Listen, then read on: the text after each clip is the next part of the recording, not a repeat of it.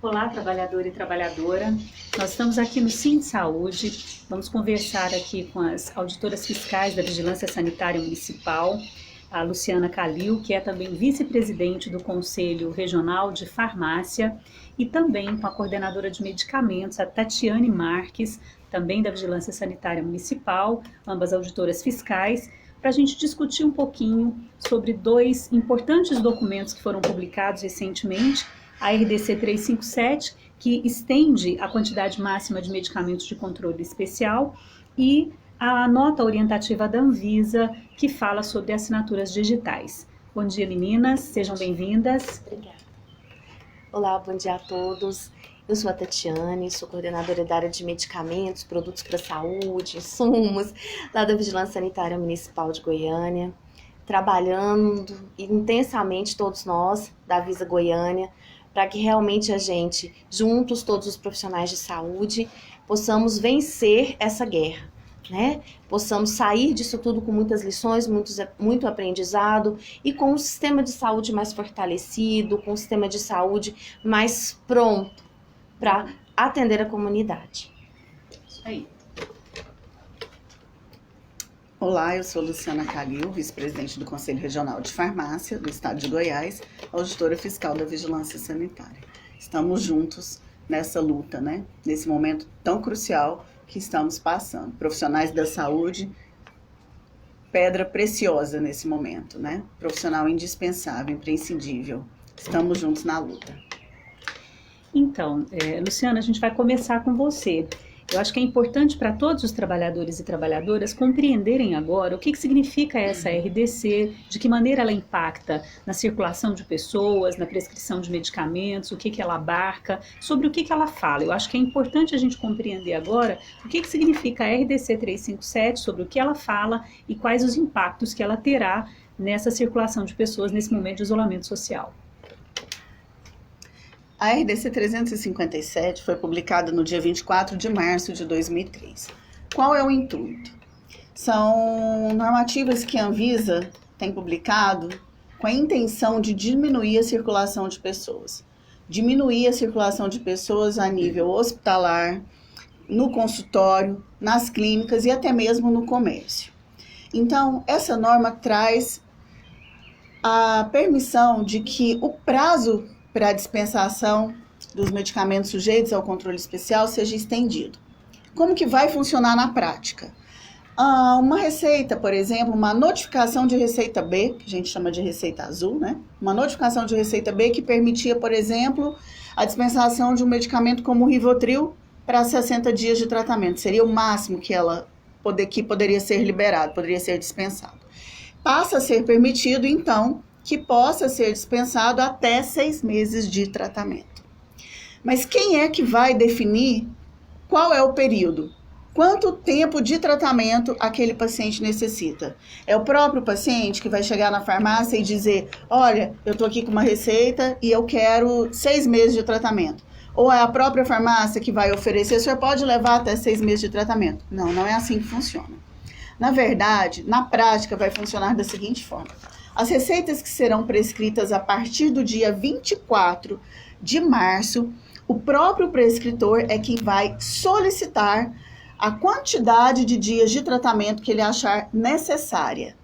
E a partir daí, ele pode consultar, então, o anexo 1 da RDC 357 de 2020, e lá eu tenho o limite permitido para cada tipo de receita, para cada tipo de notificação de receita.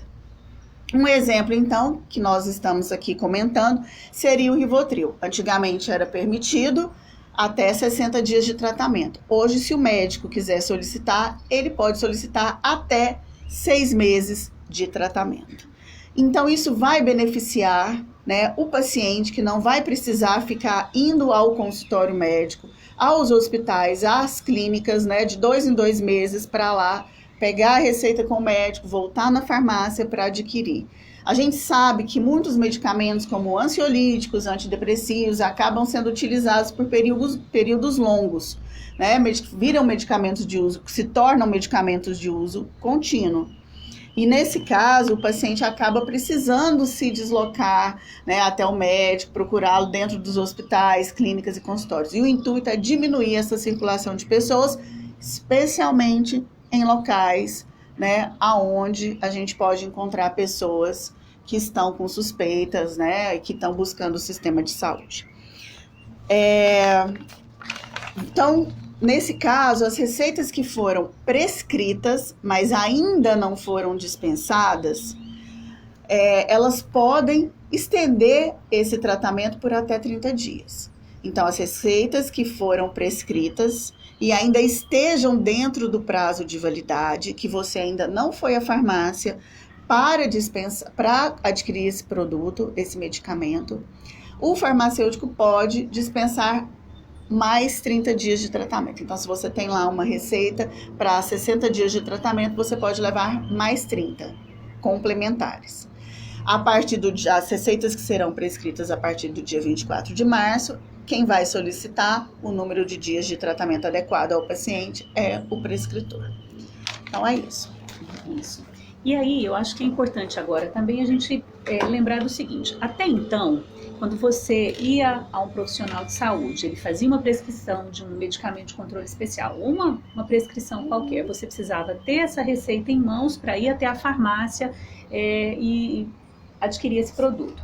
Com a assinatura digital, o que muda? Como é que fica essa questão das prescrições com essa possibilidade, né, com essa orientação da Anvisa sobre as assinaturas digitais?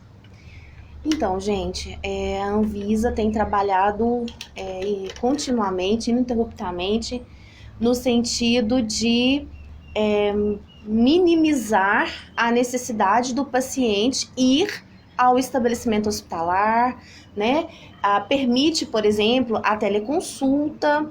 E dentre as ações, além da RDC 357, né, também tem orientado aos prescritores de que eles podem utilizar a assinatura digital desde que seja certificada, aquela certificação ICP Brasil. Não pode ser qualquer assinatura, né? Ela tem que ser certificada. E a farmácia ou drogaria, ela tem que ter condições de verificar se a validade dessa receita. Gente, como é que é possível fazer isso? A receita, ela tem que chegar para a drogaria em formato eletrônico. Então, o paciente ou alguém que o paciente manda ao estabelecimento farmacêutico, ele pode até ir com a física, mas aí ela não é o documento oficial. Então, tem que vir por meio eletrônico.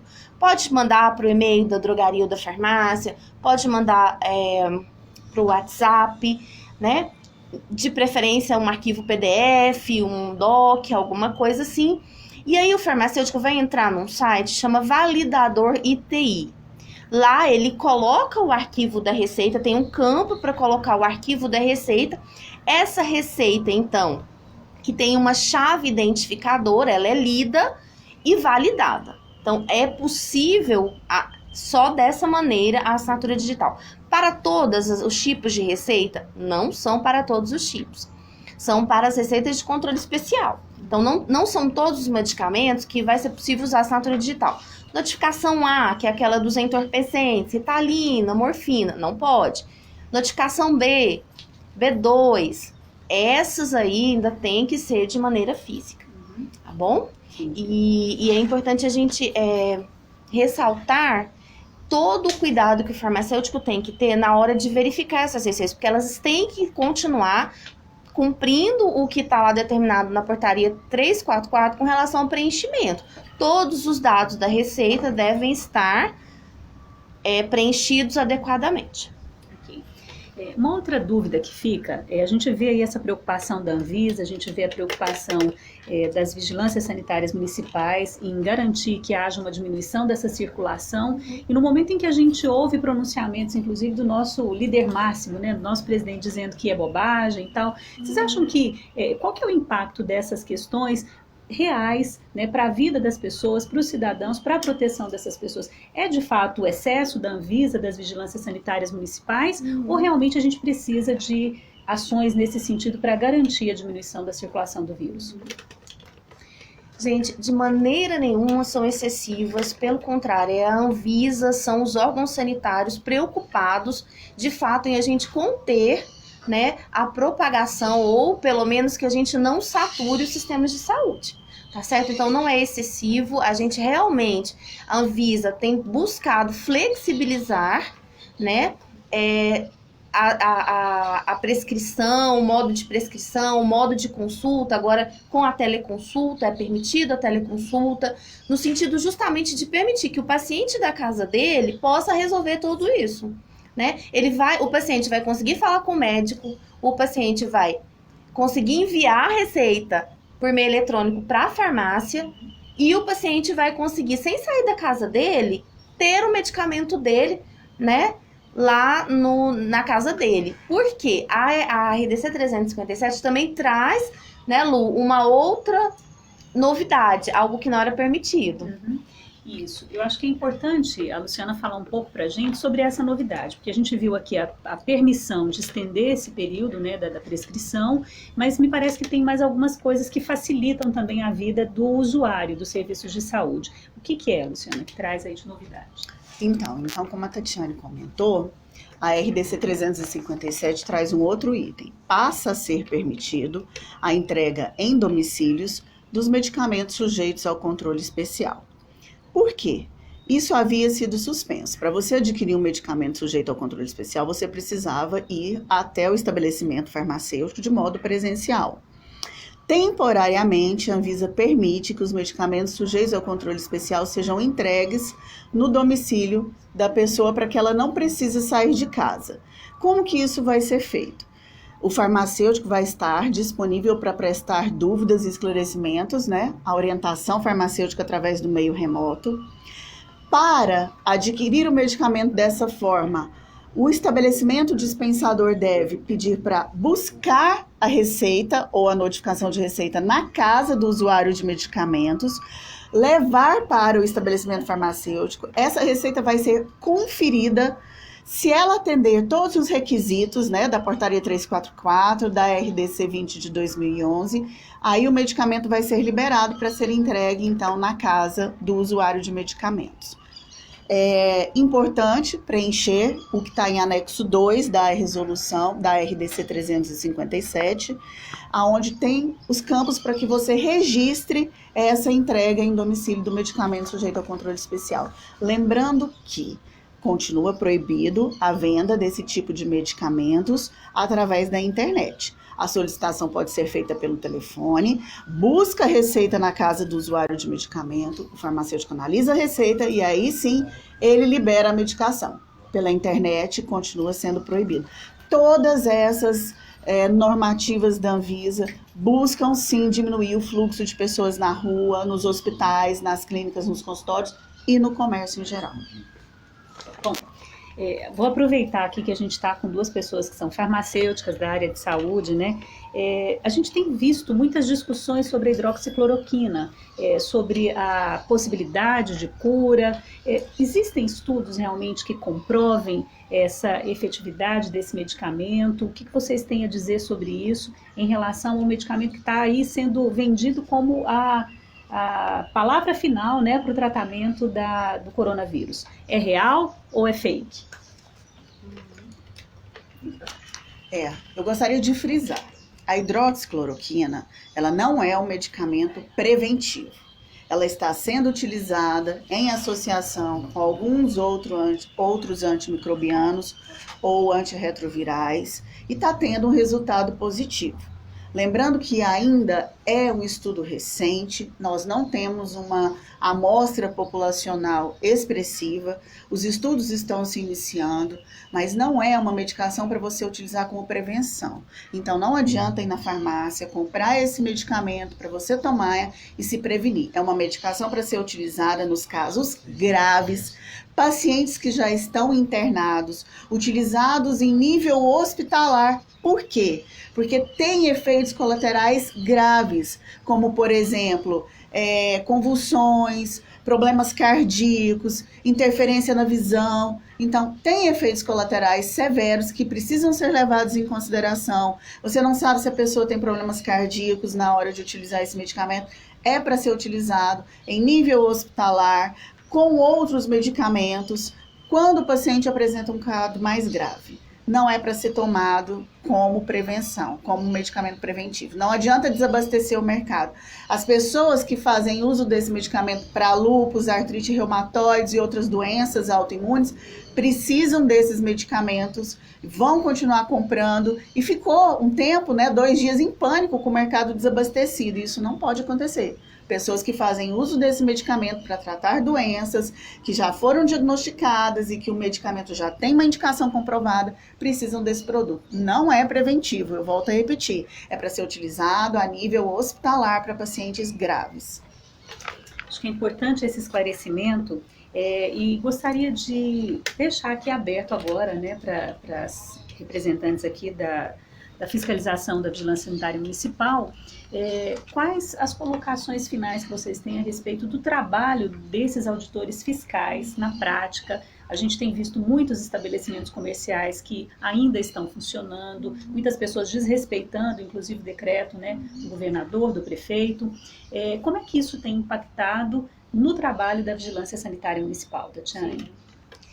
Gente, então, a Vigilância tem trabalhado no sentido de dar cumprimento aos decretos estaduais e municipais relacionados à abertura e fechamento de comércios. A gente compreende que é uma situação muito delicada, não é? A gente entende que os impactos econômicos são gravíssimos, mas antes de tudo a gente quer apelar para que todos nós temos famílias, todos nós temos, aqueles queridos do nosso coração. Então a gente precisa apelar para que as pessoas mantenham-se isoladas, que só permaneçam abertos aqueles estabelecimentos que são essenciais para a nossa vida, para o nosso dia a dia.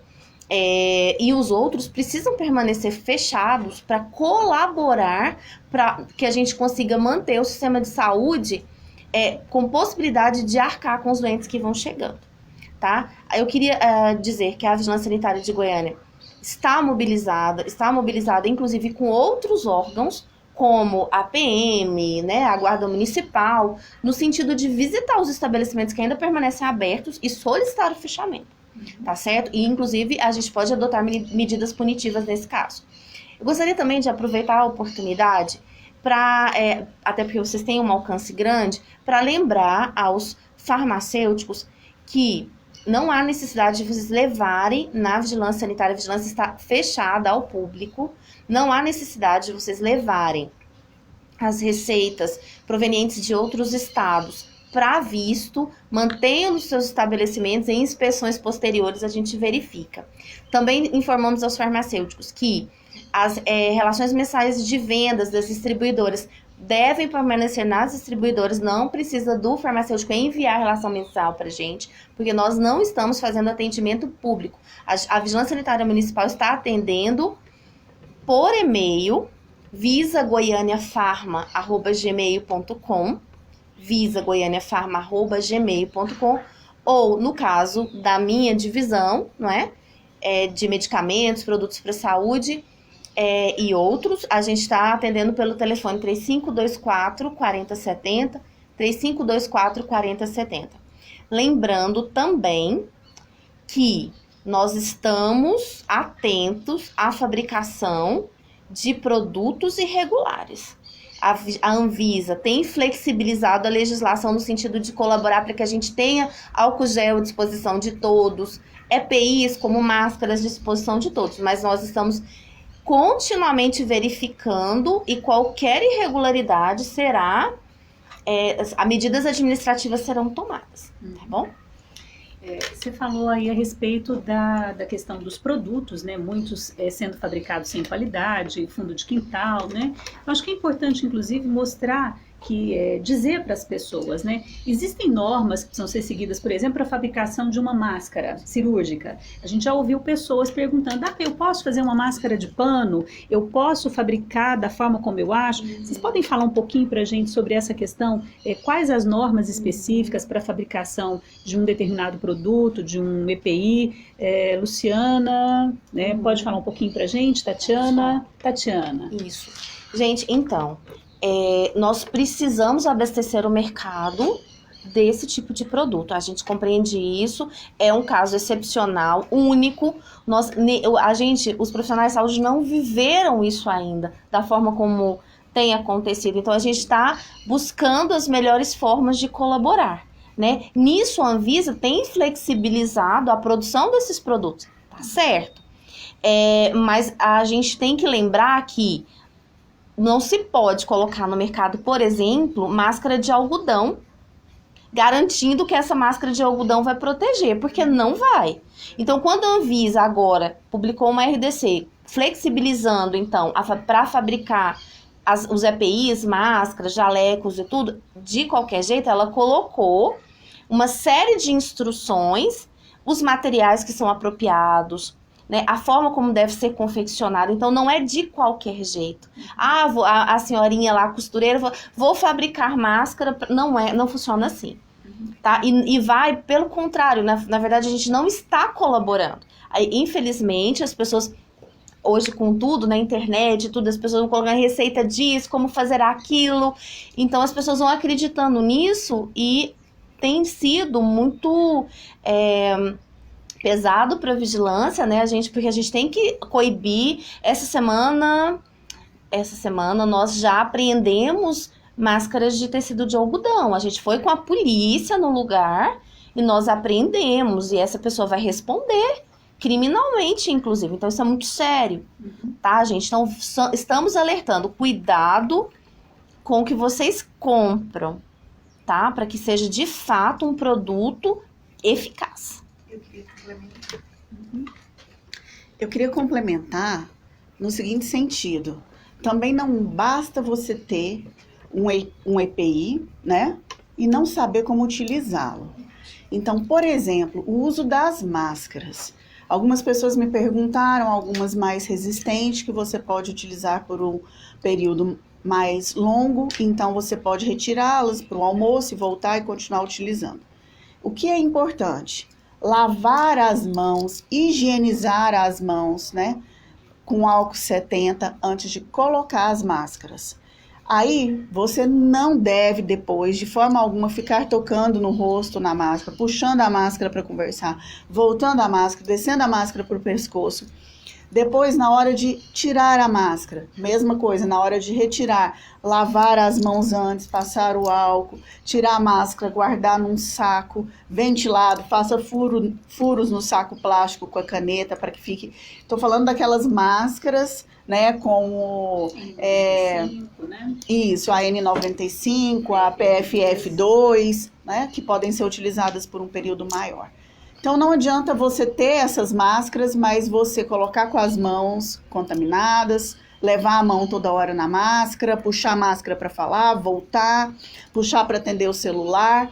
Então, não basta ter o EPI, você precisa ter esses cuidados, senão você contamina e aí a máscara vai virar um veículo de contaminação, não vai servir para nada, tá? Então, eu estou alertando porque muitos profissionais de saúde estão pedindo essa orientação, porque a maioria dos colaboradores recebem a máscara, mas continuam, né? Coloca a mão, tira, puxa, põe no pescoço, fala no celular, volta a máscara, e aí não adianta.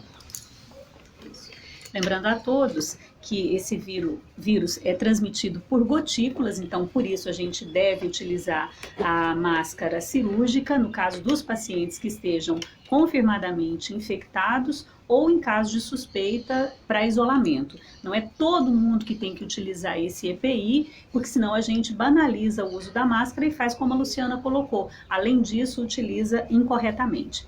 Então a gente já vai finalizar aqui. Eu gostaria de deixar esse espaço, dizer que é uma preocupação muito grande do Sindsaúde com os trabalhadores que estão vivenciando esse momento. A gente sabe da importância da vigilância sanitária municipal, sabe que vocês desempenham um papel extremamente importante. Queria deixar esse espaço aqui para vocês finalizarem com as considerações que vocês tenham sobre esse momento. Trabalhadores da saúde, todos nós, permaneçamos mobilizados. Todos nós temos as nossas preocupações interiores, famílias. A gente se preocupa em não levar nenhuma doença para nossa casa. Mas se não é a gente lá na linha de frente, como é que iam ficar os doentes? Como ficaria o resto da população? Então vamos permanecer mobilizados. Vamos realmente dar tudo de nós, o nosso coração nesse momento, que é o momento em que o mundo todo se une para que a gente possa combater essa doença, para que menos pessoas morram. E no Brasil, que a gente realmente consiga não replicar o que tem acontecido em outros lugares do mundo, com índices altíssimos de mortes, tá? Então, é para isso que a gente está aqui, trabalhando. A vigilância está também trabalhando continuamente, como outros profissionais de saúde, nesse momento que a gente fala, a gente tem usado esse termo, né, que é um momento de guerra mesmo, e nós somos os soldados. Todos fiquemos em paz, com saúde e com Deus. Profissionais da saúde, né? Eu peço a Deus que nos abençoe e proteja. Nós somos os soldados da linha de frente nesse momento que estamos vivendo. É um momento de guerra mesmo, como a Tatiane falou, e nós somos os soldados do front. Então, conte conosco, a Vigilância Sanitária, o Conselho Regional de Farmácia, estamos todos a postos, né? 24 horas por dia, repassando as orientações, as normativas, as notícias que chegam, repassando as orientações adequadas, né? Informações seguras e confiáveis nesse mundo tão repleto de fake news. É a nossa obrigação orientar, passar então essas informações corretas. Conte conosco também no apoio a vocês. Os nossos fiscais do Conselho de Farmácia estão todos na rua, orientando os farmacêuticos, orientando como organizar o fluxo da farmácia, como utilizar os equipamentos de proteção individual, como orientar os usuários de medicamento. A vigilância sanitária num papel maravilhoso, né? Ali garantindo a qualidade dos produtos que estão circulando, que vão ser oferecidos, inibindo falsificação de produtos produzidos no fundo de quintal. Então, eu destaco também o trabalho dos médicos, o trabalho maravilhoso dos enfermeiros, né? Lá na ponta, recebendo o paciente, profissional do cuidado da saúde. Estamos todos juntos, todos os profissionais de saúde, soldados, né, nessa luta. Que Deus nos abençoe. E o Sindsaúde agradece a todos os trabalhadores e trabalhadoras que estiveram conosco. E lembrando que hoje à tarde nós vamos ter uma live com o pessoal da odontologia para discutir esse momento de pandemia, quais os impactos disso no tratamento odontológico para o usuário, para o profissional de saúde. E lembrar também que nós não estamos lidando com uma gripezinha, nós estamos lidando com uma doença que tem uma capacidade de infectar um número muito grande de pessoas. O nosso sistema de saúde precisa de tempo para se preparar, para atender esse contingente de pessoas que irão adoecer.